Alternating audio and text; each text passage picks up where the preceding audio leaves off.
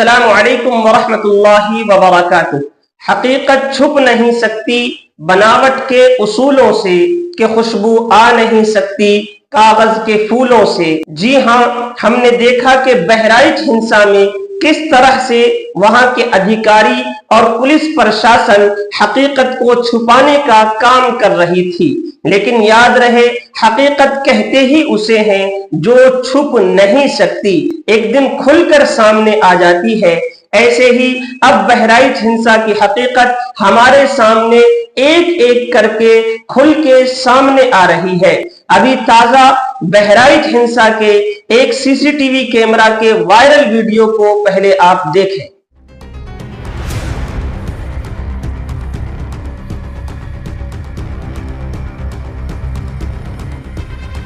जी, आपने देखा कि इस वायरल वीडियो में किस तरह दंगाई आग लगा रहे हैं, धू धू करके कैसे गाड़ियां जल रही है, और एक तरफ ये पुलिस वाले हाथ में फायर गन लेकर आप देख सकते हैं कि निशाना भी लगा रहे हैं और पीछे मुड़कर जा रहे हैं।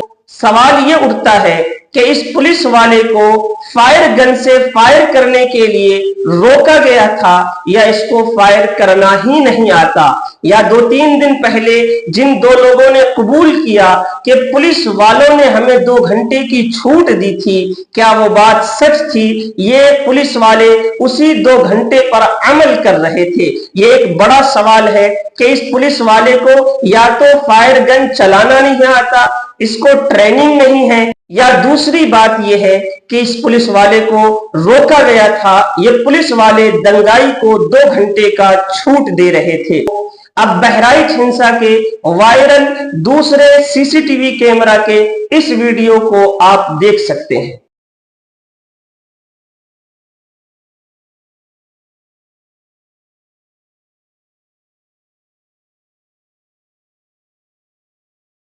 पुलिस के सामने गाड़ियों पर लाठी चला रहे हैं और दंगा मचा रहे हैं। पुलिस वाले तमाशाई बनकर खड़े होकर देख रहे हैं। फिर वही सवाल उठता है, क्या ये पुलिस वाले इन दंगाइयों को 2 घंटे की मोहलत दे रहे हैं? ये एक बड़ा सवाल है और इस पर जांच होनी चाहिए, जैसे कि हमने और दूसरे लोगों ने भी इस बात को बार बार कहा कि बहराइच में दंगा हुआ नहीं बल्कि दंगा कराया गया था। और ये बात भी याद रखनी चाहिए कि दंगा होता नहीं है बल्कि दंगा कराई जाती है।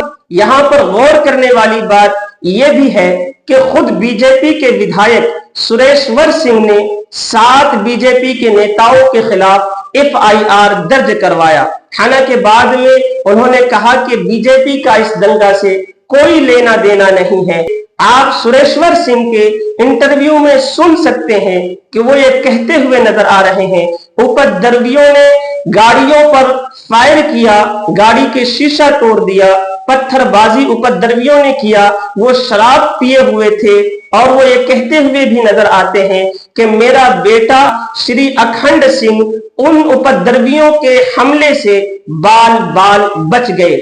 आप थोड़ी देर इनके इस इंटरव्यू को भी सुन लें। एवं शेष बचे लोगों को जान से मारने की नीयत से पत्थर अद्धा चलाने लगते हैं। उसी समय भीड़ से एक फायर भी होता है, जिसमें गाड़ी संख्या UP 32 JP 9999 ईसुजू गाड़ी का शीशा टूट जाता है। उक्त घटना में मेरे बेटे श्री अखंड प्रताप सिंह बाल बाल बच जाते हैं। उक्त सारी घटना रात्रि 8 बजे से 10 बजे के मध्य की है। CCTV फुटेज में सारा कुछ स्पष्ट होगा। जानकारी मिली कि अर्पित श्रीवास्तव भाजपा के भारतीय जनता युवा मोर्चा के नगर अध्यक्ष हैं और उपद्रवी लोग थे, ज्यादातर लोग नशे में थे। आपने सुना कि सुरेश्वर सिंह वही कुछ कह रहे हैं जिसका खुलासा मैंने आपके सामने बयान किया। सवाल यह उठता है कि दंगा होने के बाद पुलिस प्रशासन की कार्रवाई एक तरफा थी। तकरीबन 20 मुसलमान और 3 गैर मुस्लिम भाई के घर में नोटिस लगा दिया बुलडोजर चलाने का। वो तो हाई कोर्ट ने इस पर रोक लगा दी और 50 से ज्यादा मुसलमानों को गिरफ्तार कर लिया। ये एक तरफा कार्रवाई क्यों? जिस पर जुल्म हुआ, जिसके माल को, दुकानों को, घरों को जला दिया गया, लूट लिया गया, आखिर उसी को जालिम क्यों ठहराया गया? उसी की गिरफ्तारी और उसी पर कार्रवाइयां क्यों हुई?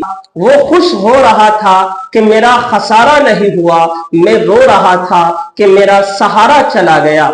जी हाँ, बहराइच हिंसा में भी कुछ ऐसा ही हुआ कि जिस पर जुल्म किया गया उसी को जालिम ठहराने की कोशिश की गई, लेकिन हकीकत छुप नहीं सकती बनावट के उसूलों से। आप जितना भी हकीकत को छुपाने की कोशिश करें, हकीकत एक दिन खुलकर सामने आ जाती है। आज मैं 4 सवाल आपके सामने रखना चाहता हूं। सबसे पहला सवाल कि मूर्ति विसर्जन पर जो गाने बजाए गए, इस गाने बजाने को लेकर पुलिस वाले खामोश क्यों थे? मस्जिदों में अजान लाउड स्पीकर पर होनी है या नहीं होनी है? आवाज कितनी तेज होनी है? मुसलमान रैली निकालेंगे तो कैसे निकालेंगे? योगी हुकूमत इस पर तो कानून बनाती है, लेकिन मूर्ति विसर्जन पर जो गाने बजाए जा रहे थे उस पर कोई कानून क्यों नहीं बनाया गया? और दूसरा सवाल यह है, तो गोपाल मिश्रा जब हरे झंडे को उतारने के लिए छत पर चढ़े तो पुलिस वाले या पुलिस के सिपाही उनको खींचकर उतारने की कोशिश क्यों नहीं की? या ये कहते हैं कि पुलिस वाले नहीं थे, पुलिस प्रशासन नहीं थी, तो फिर क्यों नहीं थी पुलिस प्रशासन? इतना बड़ा जुलूस निकल रहा था, पुलिस प्रशासन नहीं थी, क्यों? और अगर पुलिस प्रशासन थी तो गोपाल मिश्रा को छत पर चढ़ने क्यों दिया गया और हरे झंडे को उतारने क्यों दिया गया? तीसरा सवाल यह है कि वहां के रहने वाले जो मुस्लिम या गैर मुस्लिम भाई थे, उनका कहना यह है कि वो लोग घर छोड़कर चले गए थे, भाग गए थे। उनके घरों में जो लूटपाट मचाई गई, आग लगाई गई, करोड़ों रुपए का नुकसान किया गया, इसका भरपाई कौन करेगा? चौथा मेरा सवाल यह है कि अब जो हकीकत खुलकर सामने आ रही है, पुलिस वाले फायर गन हाथ में लेकर भी फायर करते हुए नजर नहीं आ रहे हैं। पुलिस की मौजूदगी में लाठी डंडा लेकर उपद्रवी, दंगाई, दंगा मचा रहे हैं। तो क्या इन पुलिस वालों को खाली एक पुलिस स्टेशन से दूसरे पुलिस स्टेशन तक पहुंचाया जाएगा या इनके खिलाफ सख्त एक्शन लिया जाएगा? इनके ऊपर बैठे हुए लोगों ने अगर इनको छूट दी थी, इनको कहा था कि 2 घंटे छूट देने हैं, तो क्या उन पर भी सख्त एक्शन लिया जाएगा? मेरे ये 4 सवाल हैं, इसका जवाब आप भी कमेंट बॉक्स में दे सकते हैं। इन 4 सवालों को उन तक जरूर पहुंचा दे जिनको इन 4 सवालों का जवाब देना है। आज की इस वीडियो में बस इतना ही। मिलेंगे इंशाअल्लाह फिर अगली वीडियो में। हम मीडिया से जुड़े रहने के लिए सब्सक्राइब, लाइक और शेयर जरूर करें।